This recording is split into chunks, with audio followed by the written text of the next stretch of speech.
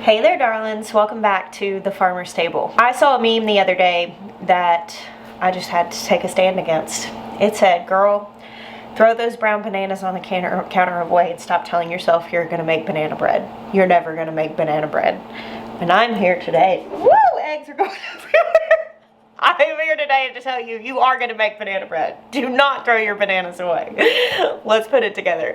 I am admittedly the worst at putting off little things like that. Like, I'll notice that the bananas are brown and be like, it's fine, I'll do it later, I'll do it tomorrow, and then the next thing you know, you're taking the walk of shame with the brown bananas to the trash can, or in our case, the pig bucket.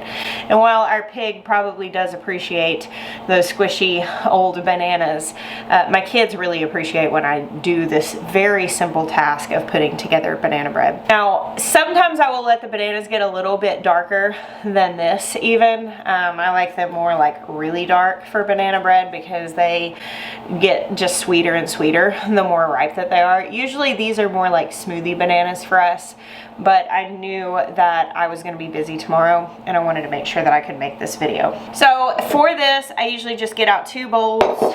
My eggs keep trying to escape. Not good. I get out 2 bowls and start with wet ingredients 1, dry ingredients the other, combine them and put them in my loaf pan. I don't usually like double or triple this recipe. Totally could, but usually we don't have lots of bananas left over. I do typically buy more than I know we'll eat fresh for this exact reason. But this recipe can also be used with other fruits as well. This basic bread recipe, whereas I'm going to use 3 or 4 bananas, which is about 1.5 cups of fruit. You could use frozen fruit if you had like some frozen berries in this. You could use, this recipe is really great with peaches. I cook peach bread a lot during peach season, and this also really works great for zucchini bread. So when the squash starts coming on like crazy and you have all those zucchinis, you can actually grate one of those down and sub zucchini for the banana in this recipe. When squash season comes, I will make some zucchini bread with you guys if you don't want to figure that out on your own. In our smaller bowl, I'm going to peel 3 or 4 bananas that are very ripe. We want them to be nice and squishy, and then mash them with a fork. I've seen some recipes where people will like slice up the bananas or chop them and like fold them into the mix. You could do that and it might change the texture a little bit, but this is just easier. And as I said, sometimes I let my bananas get really ripe for this, so chopping them probably wouldn't be super easy. Into this mix, we're gonna put 2 large eggs, runaway eggs in my case.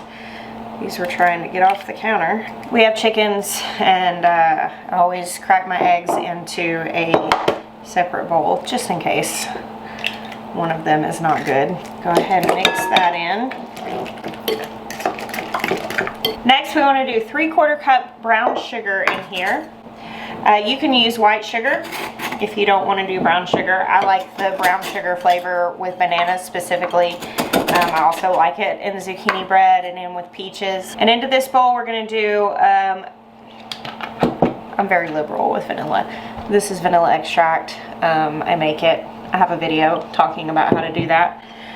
I probably actually put more like a tablespoon in, but we measure vanilla with our heart in this house. We call these the wet ingredients. The sugar goes in there, which technically it's not wet, but when it melts, it'll be wet. So I guess that's why it goes together. Now, in our dry ingredients bowl, we want 1.5 cups flour. Now, if you use all-purpose flour for this, that's what I made this with for a really long time, you get more lift and rise. I have been experimenting and learning how to use fresh milled flour. So I have here some from earlier today, some fresh milled soft white wheat. And of course, this is gonna add just another layer of nourishment to our food, and it is more easy to digest, but the texture of the end product is a little bit different. On soft breads like this, like quick breads, and on things like pancakes, muffins, all that, the fresh milled flour I have found is easier to sub out, whereas whenever you're looking for structure and doing sourdough and stuff like that, it requires just it's more of a learning curve. Today I'm just finishing up using what I had milled earlier today because you want to use it fresh. But I'm going to fill in with a little bit of this all-purpose to give me 1.5 cup. Into my flour, I want to mix 1 teaspoon of baking soda, a half a teaspoon or so of salt, and if you want, you can mix a half a cup of nuts in, you can mix a half a cup of raisins in, you can mix both in. You could mix in a half a cup of chocolate chips if you wanted banana chocolate chip bread. Today I'm just going for plain banana bread. And then once you've got this mixed up well, so your salt and baking soda is well incorporated, we're going to mix our wet ingredients into our dry. Oh dang, I turned around and saw the bag of cinnamon and remembered that. We do need that too. We're gonna do 1 teaspoon of cinnamon. You would mix that in with the dry ingredients had you done it in order. I haven't made a cooking video in a little while. Here's my butter. This should also be mixed into the wet ingredients. We're gonna put it in now. And I'm going to be the example of how absolutely imperfect cooking can effectively be. This is not the example that I set out to be in my life, but unfortunately, sometimes it's just the one that I am. I do think that it is beneficial to mix your wet ingredients and your dry ingredients separate and then mix them together. For something like this that you're just mixing quickly by hand and you want it to go by fast, just to make sure that everything does incorporate properly. But it's not the end of the world if you are like, oh, I forgot something, you gotta throw it in last minute. And if you wanted to just throw caution to the wind and make sure you stir it real well, you could mix all this stuff together in one bowl. It would be fun. I got my little handy dandy spray bottle here. This thing is really good. I will put a link to this. This is one of those gadgets that I got influenced by an ad on. I think I paid $10 for a 2-pack of these. Maybe it was $12, something like that. But it has allowed me to spray avocado oil and olive oil. And then you can do a fine mist spray or pop this off and pour it. I love this thing. I think that I've got my like almost 40 card, like I'm in that club thoroughly because the excitement that I feel over like little kitchen gadgets like this, I didn't experience that in my younger years. Maybe some of you are experiencing it in your younger years, and good for you. You're off to a head start. All right, so I've got my oiled pan. This is a stoneware pan. I do like to go ahead and oil that even though it's stone, but just whatever pan you're using, make sure your stuff's not going to stick by oiling it. And we're going to drop our batter in here. It smells so good. All my scraps here go out to my compost, and then we just want to level this out.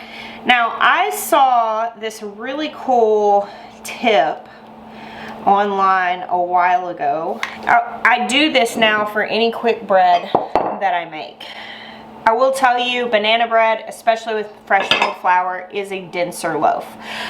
This isn't quite as necessary on banana bread, but I just go ahead and do it anyway, just in case. And the tip is to make a little dent in the top of your loaf and then give just a drizzle of oil into that trench that you just made.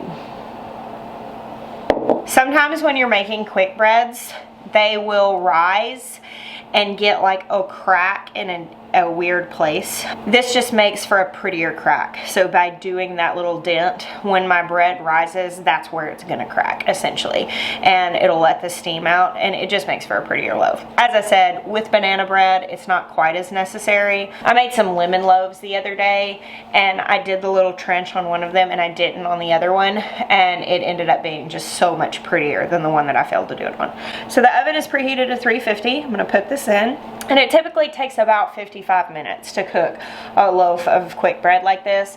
If you want to do muffins, that's completely cool. You can do muffin cups, and those typically take about 30 minutes. All right, time just went off. I pulled this out. As you can see, my little area where I put the oil split. You could do that on the top or the side, whatever you prefer. But that's it. That's my loaf of banana bread.